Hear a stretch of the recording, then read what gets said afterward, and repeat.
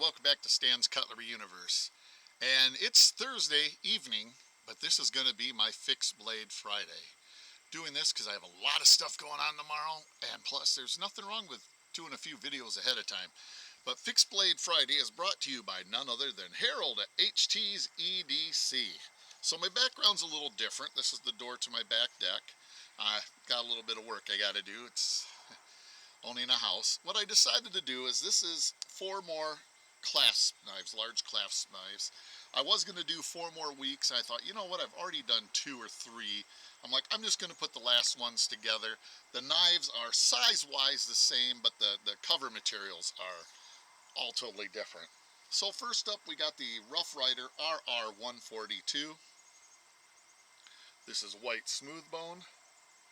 Beautiful, look at that. Oh, look at that, just beautiful.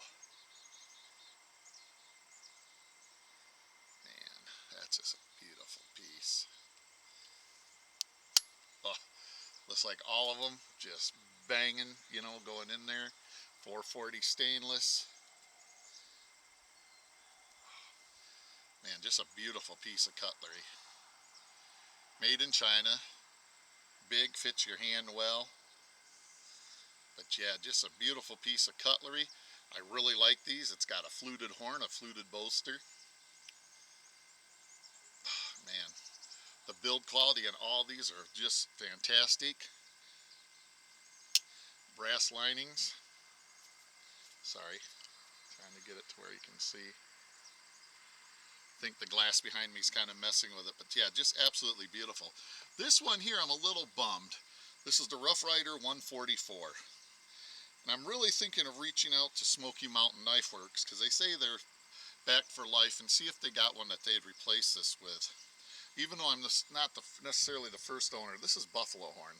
On this side looks really, really good. When I got this though, had this big crack. I think it got cracked in the mail because buffalo horn is very susceptible to damage in the mail. Again, fluted bolsters, fluted horn. Build quality is just phenomenal. I'm going to reach out to them. What's the worst thing they say? Is it's no longer available or something like that? Yeah, Rough Rider RR144. In worst case, if it's no longer available, I'll try to get some crazy glue in there or something. Just try to make it a little bit better. That's a bummer though. Because yeah, the pictures in the auction, the guy showed both sides and it didn't have that crack. That's one of the sad things about buffalo horn. It's beautiful, or ram's horn. I think it's ram's horn. It's beautiful, but man, it's fragile. Next up, we got RR279. This is like a red jig bone. Just absolutely beautiful. Love that horseshoe shield. Again, same thing. Just a beautiful, beautiful. Look at that bone. It's just so beautiful.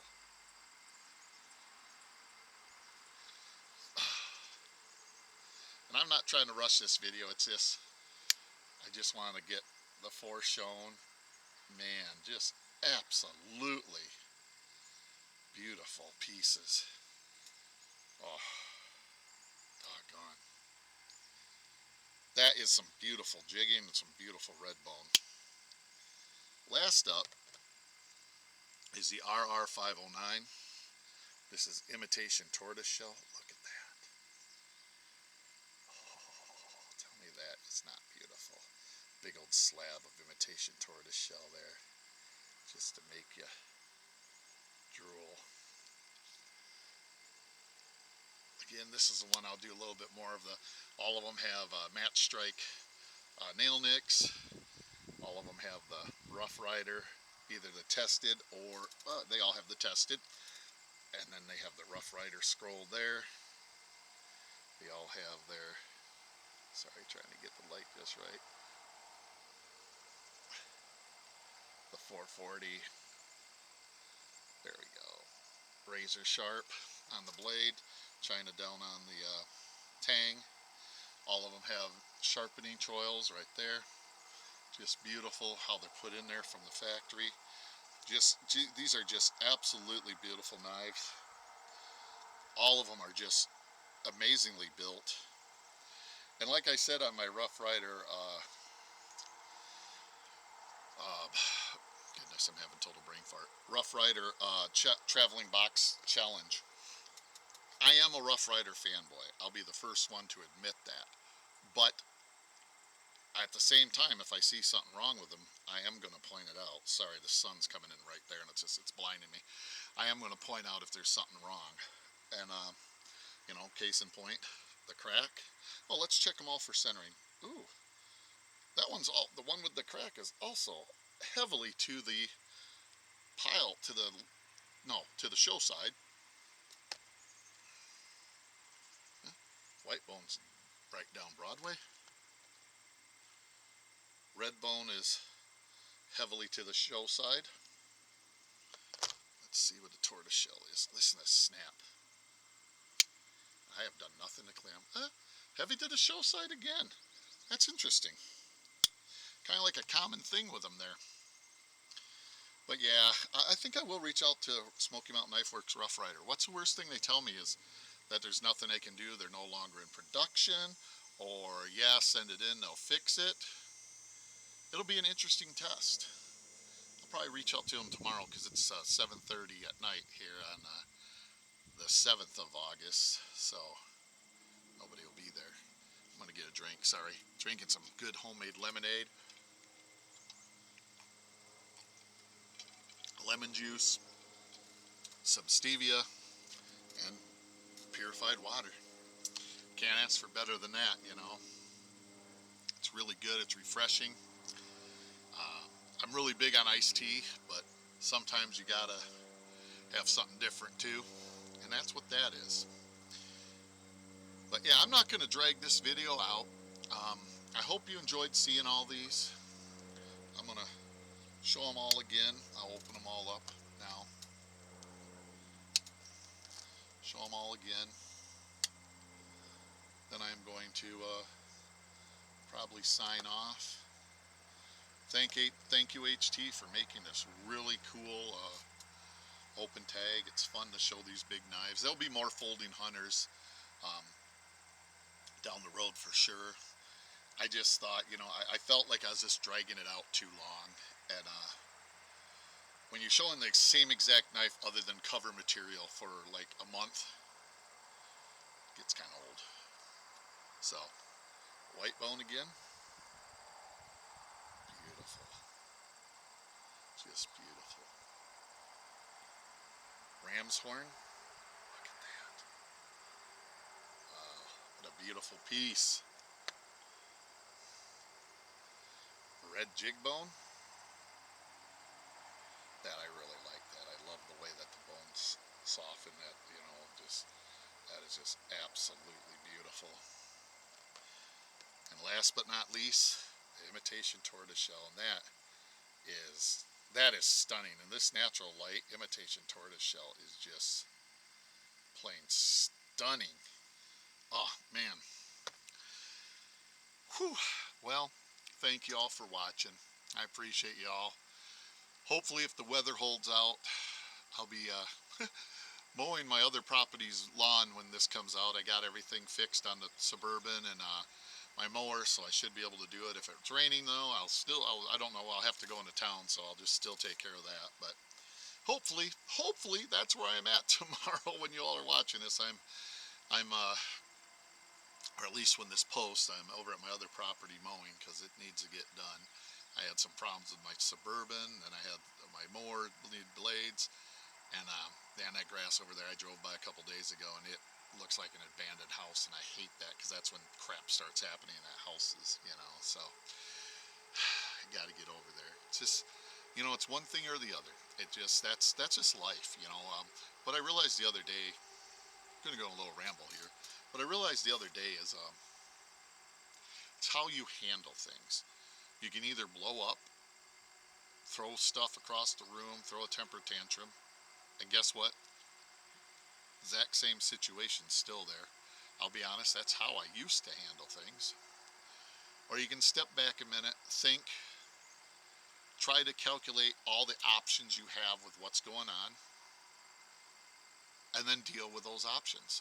Case in point, the other day I was working on my Suburban, had to replace front brake pads. I get in there and passenger side caliper will not squeeze back all the way. Well, I had a brake, or sorry, driver's side front caliper will not squeeze back all the way. Well, I thought, okay, it needs a new brake hose because I cracked the bleeder and it squeezed back. But I didn't squeeze it all the way in. So I get the new brake hose, my wife picks it up, I get it put together, go to put it back together. Now my wife's gone, and you get about that close to having the caliper pistons pushed all the way back in, and they will not move. So I cracked the bleeder thinking, nope, got a bad caliper. So I call a local auto parts store that we have one here in the village I live in, and then one like literally a mile down the road from my wife's work. They all have the caliper in stock. So I'm like, okay. So I call my wife. I hate bothering her at work. I say, hey, is there any chance when you go to lunch, if I call the one down the road from you, that you can pick it up? She's like, yeah, no problem. I'm like, are you sure? She's like, no problem. I gotta go anyways. I'm like, because if you have a problem, I'll just walk into the village. It's a little over a mile to the store. I'll just walk in and walk back. You know, it'll be good exercise for me. You get about 2.5 miles of a walk on. I'd be honest, I wasn't really looking forward to it because I was hurting a little bit because I've been exercising, but I was like, you know what? I'll do what I need to do. She's like, no, not a problem at all. So I was like, cool. So I washed up my hands and stuff, came in, did other projects. That evening she got home, put the new caliper on, and the best part was when I was bleeding it, instead of gravity bleeding it, my wife helped me with it. So the bleeding went lickety split. I was done. Took it for a test drive. Everything was great. The brakes were all great. Best brake pedal I've had in months. So that tells you how long that caliper's been bad, and I just didn't realize it. Super successful.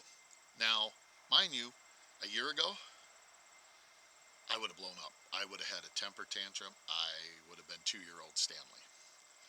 And I was kind of proud of myself for that, because that's maturity. Even though I'm 53 years old, I'm still maturing on certain things, and that's one of the things I'm maturing on, is not throwing temper tantrums when things don't go exactly how I want them. And I tell you, it's so much more peaceful. I wasn't stressed. I wasn't angry. You know, the old saying, roll with the punches.